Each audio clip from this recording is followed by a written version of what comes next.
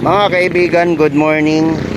So morning update na to karon diri sa tinatawag natin na Saog River or Pagsabangan River, no? Medyo nibaba na siya gamay. Kaya nakita naman nato ang pula indication or the level of the water in this river, mga kaibigan. So kung makikita ninyo, hindi na masyado ganun kalaki, pero we have now a moderate rain or moderate rainfall pa rin, no? Naghabo-habo na po. So makikita ninyo, mayroon ng update, mayroon ng pagbabago ho ang ano ho natin, pero ano pa rin, no? Umuulan, maula pa rin ang mga kalangitan natin.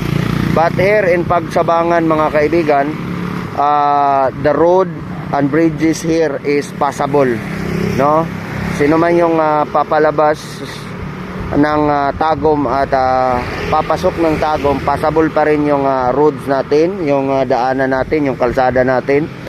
At we have always to monitor here in this river, mga kaibigan. Kung makikita ninyo, so titingnan natin, may backhoe dito na nakaabang, mga kaibigan. Ito yung backhoe na nakaabang para kumuha ng mga ano doon, yung mga gapnod doon, nanapoy gapnod. So kung makikita ninyo, the level of water medyo okay na, no? Kung makikita ninyo, yan ho, mga kaibigan. So far the update, aabangan na lang natin, baka tumaas na naman uli yung tubig kasi umuulan na naman. So from the level, nakikita na yung pula na indication natin, pero still nasa red level pa rin ang tubig natin dito sa Pagsabangan River or yung tinatawag natin na Saog River.